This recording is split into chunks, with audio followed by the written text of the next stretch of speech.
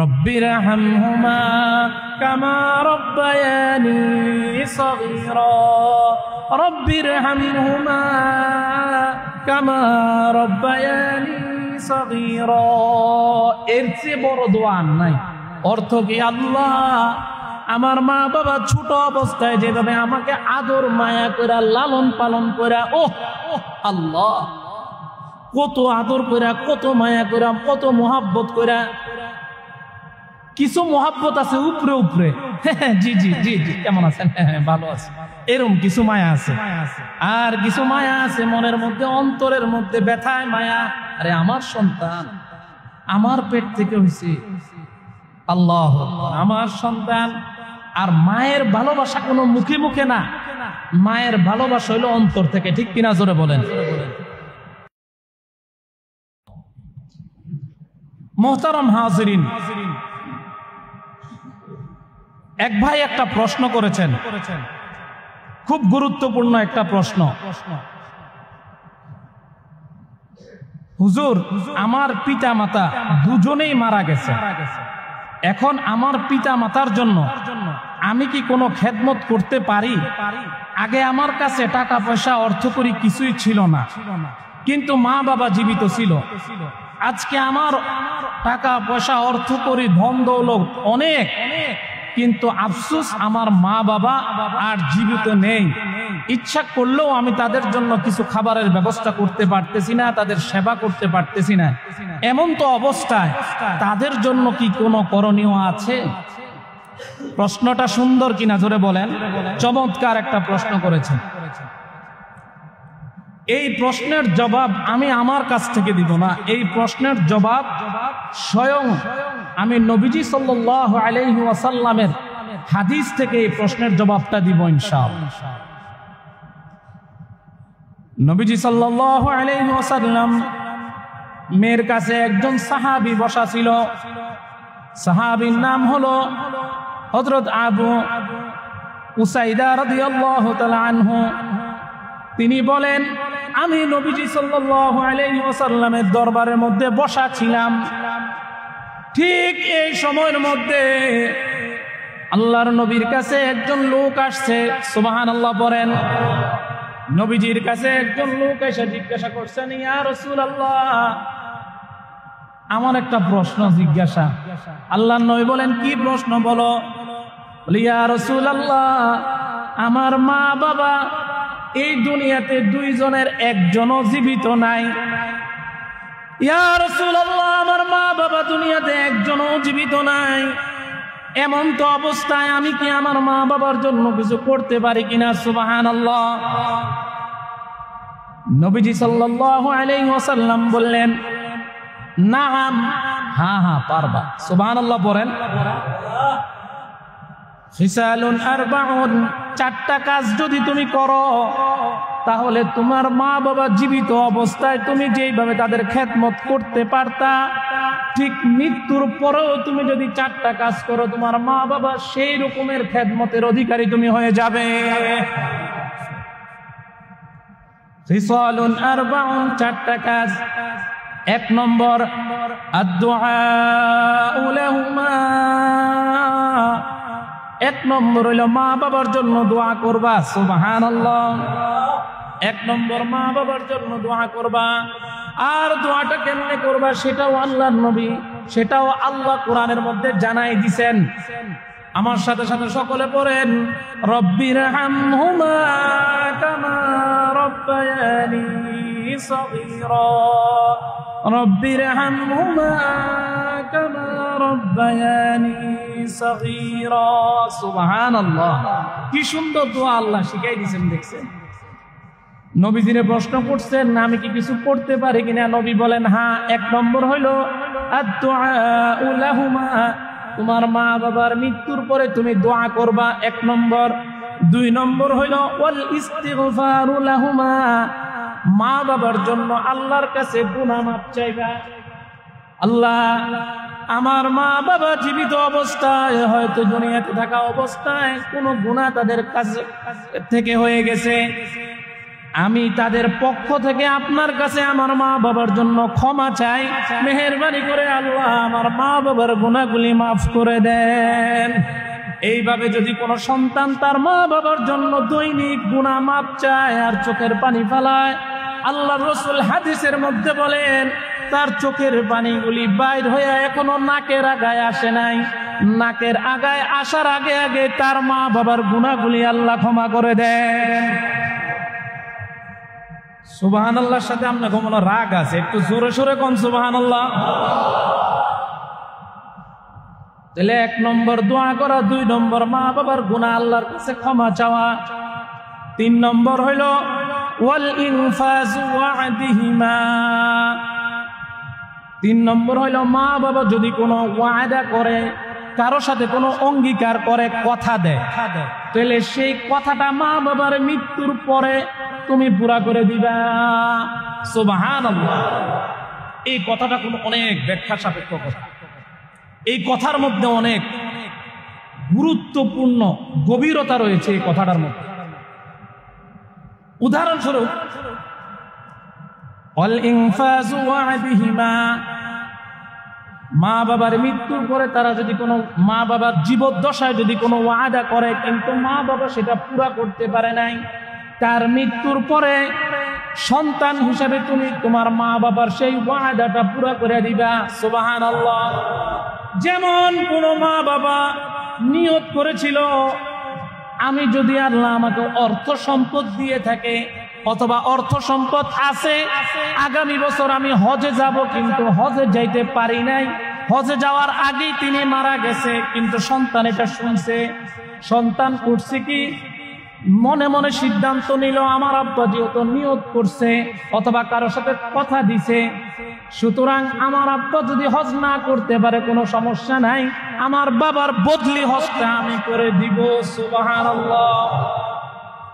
মা বাবা হজ করে যতটুক যেই পরিমাণ নেকি পাইতো ঠিক সেম নেকি আরেকজনে যে করলো সে ঠিক ওই পরিমাণ নেকি আল্লাহ তার আমলনামায় পৌঁছাই দিবে। সুবহানাল্লাহ। অথবা কথা দিছে এই মসজিদের 10টা ফ্যান আমি দিয়ে দিব, 10টা কোরআন শরীফ দিয়ে দিব, মসজিদের হাউজের ব্যবস্থা করে দিব, মসজিদের সামাসিওল পুঁতে দিব, কিন্তু মা বাবার জীবদ্দশায় সেটা সম্ভব হয় নাই। সন্তান নেককার সন্তান, এমন সন্তান শুনেছে, শুনলে কি হইব, মা বাবার জীবদ্দশায় হায়াতে কোলাই নাই, দিতে পারে নাই, সন্তান মনে মনে সিদ্ধান্ত নিছে আমার মা বাবা যদি না পারে কোনো সমস্যা নাই, মায়ের পক্ষ থেকে অথবা বাবার পক্ষ থেকে সেইটা আমি পুরা করে দিব। সুবহানাল্লাহ। এরকম সন্তান আছে না নাই? জোরে বলেন। গত সপ্তাহে 2টা ব্যাটারি আমরা চেয়েছিলাম, সাথে সাথে এক মায়ের সন্তান দাঁড়ায় মসজিদের মধ্যে ব্যাটারি দিয়ে দিয়েছিলেন কিনা? জোরে বলেন। আরে কথা বলেন না, দিছেন কিনা?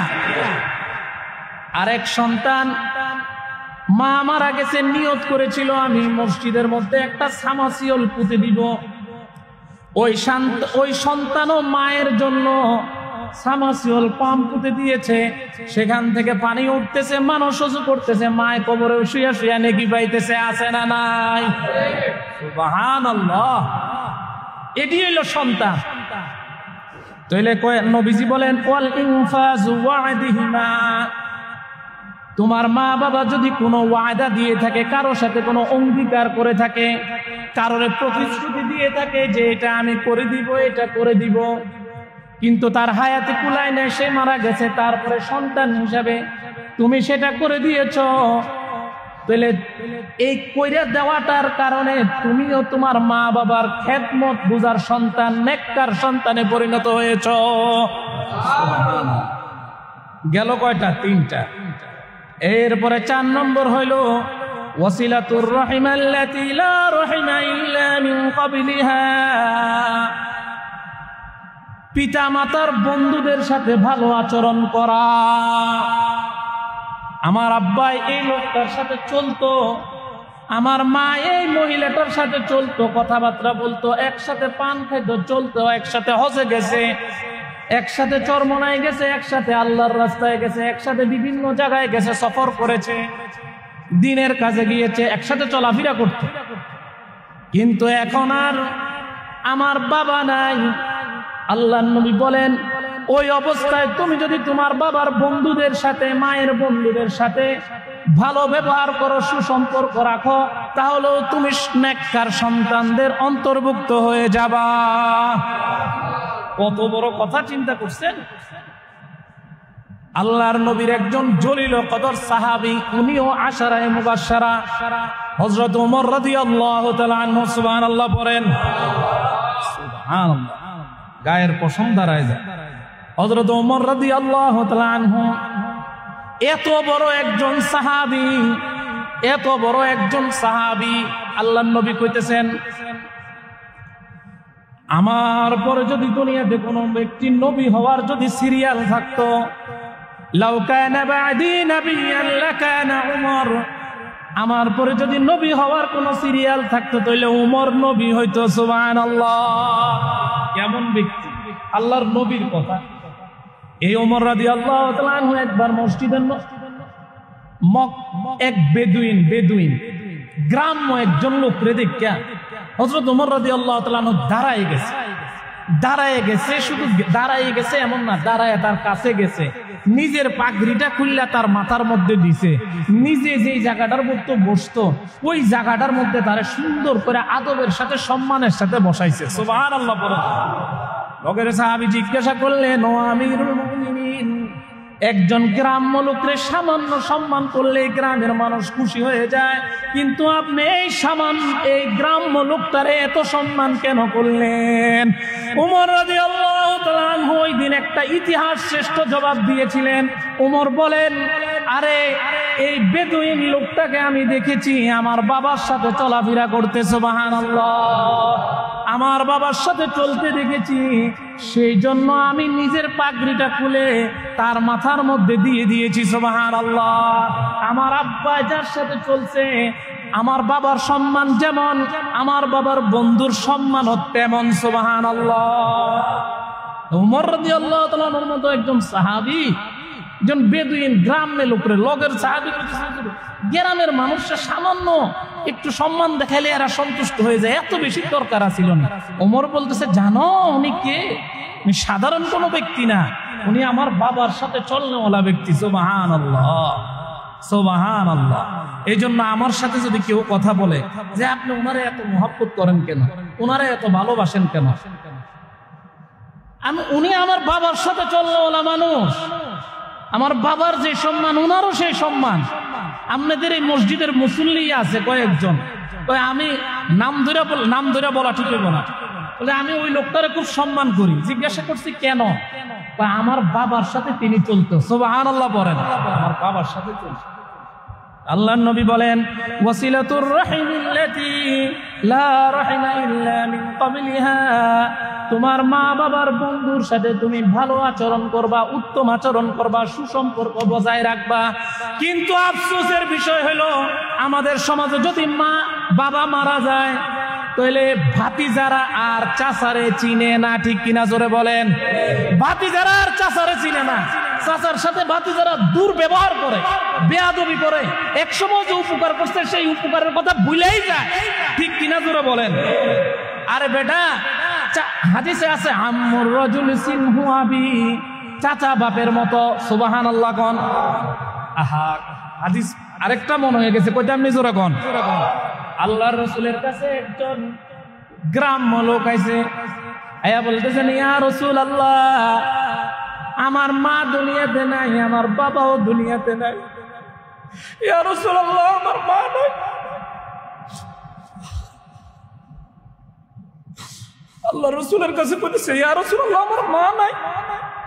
আল্লাহ রাসূল বলতেছেন, তোমার মা নাই কি হয়েছে, তোমার কি খালা আসেনি?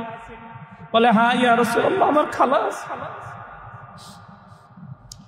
আল্লাহ রাসূল বলছেন,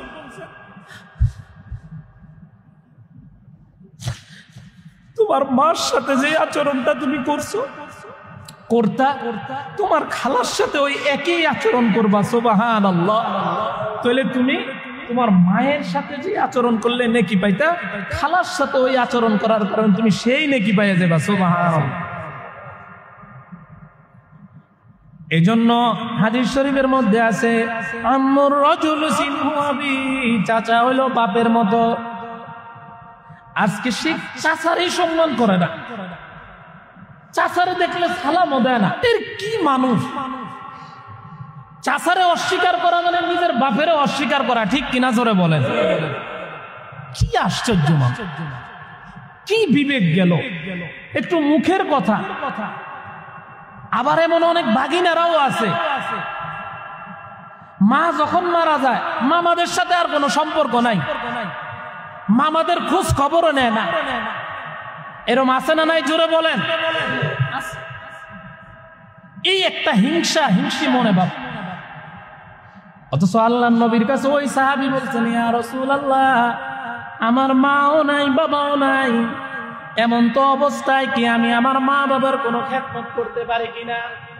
আল্লাহর নবী বললেন, হ্যাঁ হ্যাঁ, তুমি যদি 4টা কাজ করো তাহলে তুমি মৃত্যুর পরেও তোমার মা বাবার জীবিত অবস্থায় যে এরকম খেদমত করতা, মৃত্যুর পরেও সেই রকম খেদমত করতে পারবা। অনেকে বলে, হুজুর আমার মা বাবা জীবিত থাকা অবস্থায় আমি মা বাবার সাথে দোয়া নিতে পারি নাই। এটা অনেক মানুষে বলে, দোয়া নিতে পারি নাই, খেদমত করতে পারি নাই, তাদের যত্ন করতে পারি নাই। হুজুর এখন কি কোনো রাস্তা আসেনি? এই হাদিসের মধ্যে কি বলে? রাস্তা আছে না নাই? জোরে বলেন। আছে, রাস্তা আছে। কাজ কয়টা? 4টা। একটা হইল মা বাবার জন্য দোয়া করা। দোয়াটা কি? যেটা আল্লাহ শিখাই দিয়ে গেছে, রব্বিরহামহুমা কামা রব্বায়ানি সগীরা, রব্বিরহামহুমা কামা রব্বায়ানি সগীরা। এর চেয়ে বড় দোয়া নাই। অর্থ কি? আল্লাহ আমার মা বাবা ছোট অবস্থায় যেভাবে আমাকে আদর মায়া করে লালন পালন করে, ও আল্লাহ কত আদর করে, কত মায়া করে, কত মোহাব্বত করে। কিছু মোহাব্বত আছে উপরে উপরে, জি জি জি জি, কেমন আছেন? হ্যাঁ ভালো আছে, এরকম কিছু মায়া আছে। আর কিছু মায়া আছে মনের মধ্যে, অন্তরের মধ্যে ব্যথায় মায়া। আরে আমার সন্তান আমার পেট থেকে হয়েছে, আল্লাহ আমার সন্তান। আর মায়ের ভালোবাসা কোনো মুখে মুখে না, মায়ের ভালোবাসা হইলো অন্তর থেকে, ঠিক কিনা জোরে বলেন? এজন্য আল্লাহ দোয়া শিখাই দিয়েছেন, তোমার মা বাবার মৃত্যুর পরে তুমি এই দোয়া পড়ো, রব্বিরহামহুমা কামা রব্বায়ানি সগীরা। অর্থ হইল, আল্লাহ আমি জীবিত অবস্থায় আমার মা বাবা যেভাবে আমাকে আদর মায়া সোহাগ করে লালন পালন করেছে, আল্লাহ কবরের জগতে জানি না আমার মা বাবা কি অবস্থায় আছে, ঠিক আমাকে ছোটবেলায় যেইভাবে আদর মায়া করে পালছে, আমার মা বাবাকেও কবরের মধ্যে আপনি সেইভাবে রাখিয়েন। সুবহানাল্লাহ, সুবহান। তাহলে আমরা এই আমলটা করতে পারি তো ইনশাআল্লাহ? আরো জোরে বলেন, করতে পারি কিনা? অন্য এক হাদিসের মধ্যে হযরত আবু হুরায়রা রাদিয়াল্লাহু তাআলা আনহু বলেন, জান্নাতের মধ্যে যখন সমস্ত মানুষ জান্নাতে চলে যাবে, জান্নাতীরা, জান্নাতের এক শ্রেণীর মানুষ আল্লাহর কাছে যায় বলবে, ও আল্লাহ আমরা আমাদেরকে যেই জান্নাত দিয়েছেন, যেই নেয়ামত দিয়েছেন, যেই সওয়াব দিয়েছেন, এগুলি তো আল্লাহ আমরা দুনিয়া থাকতে করি নাই। আল্লাহ করি নাই, এটা কি আমার? এই নেয়ামত আমার, এই জান্নাত আমার, এত নেয়ামত এগুলি আমার। সে আশ্চর্য হয়ে আল্লাহরে বলল।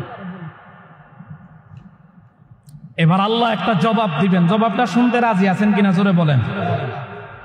হাদিস শরীফের মধ্যে নবীজি বলেন, ইন্নাল্লাহা আযজা ওয়া জাল্লা লা ইয়ারফা'ু আদ-দারাজাতা লি'আবদিস সালিহি ফিল জান্নাহ ফায়াকুলু ইয়া রাব্বি আন্না লিহাযিহি ফায়াকুলু রাব্বি ইস্তিগফারি ওয়ালাদিকা লাকা।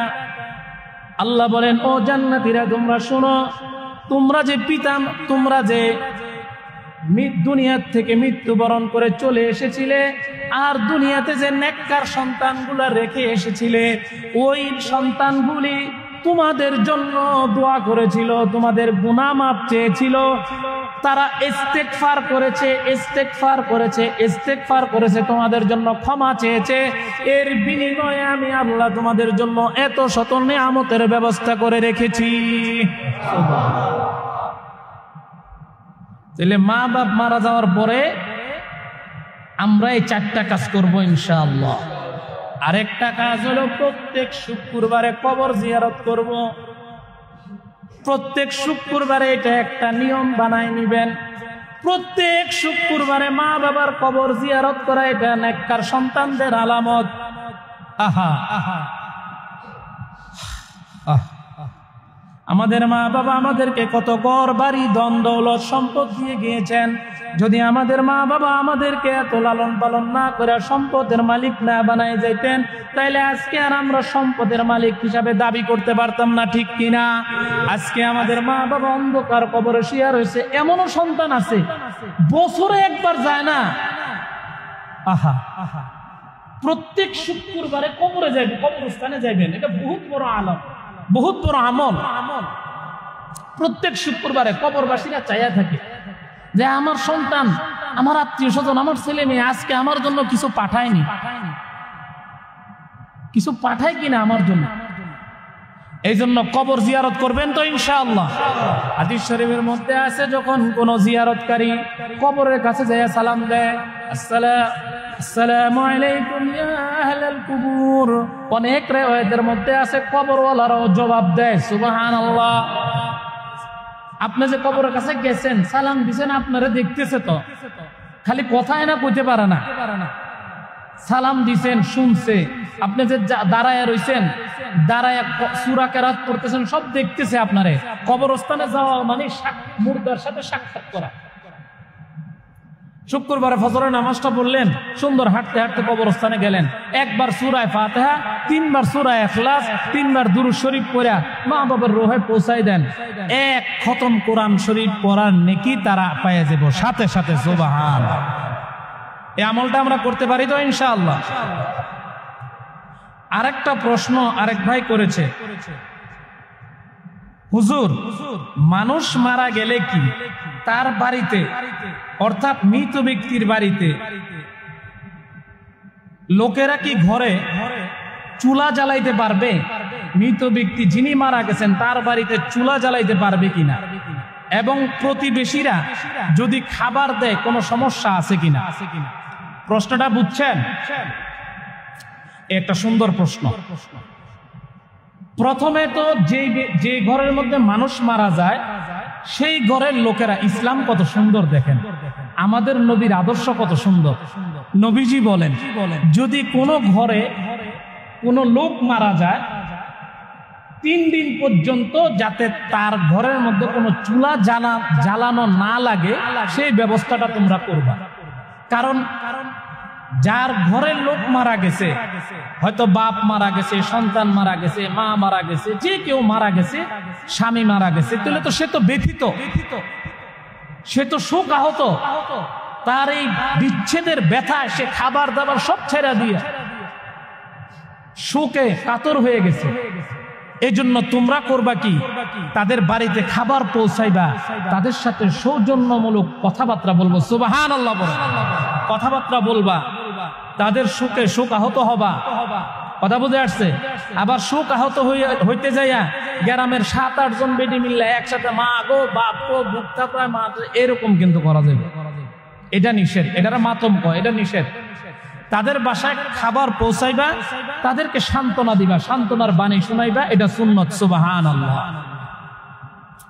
হ্যাঁ, আরেকটা এই হলো একটা প্রশ্ন, খাবার দেওয়ার ব্যাপারে কোনো সমস্যা নাই। কয়দিন?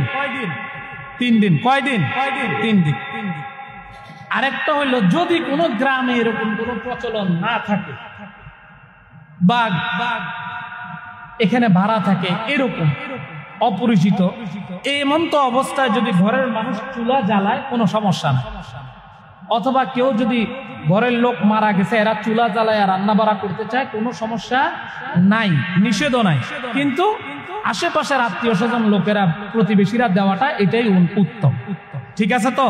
মাসালা পরিষ্কার। এই জন্য আমরা এই বিষয়টা খেয়াল রাখবো ইনশাআল্লাহ। আল্লাহ তাআলা আমাদেরকে যে কথাগুলি বললাম সেই কথাগুলোর উপর আমল করার তৌফিক দান করুক। সকলে বলি আমিন।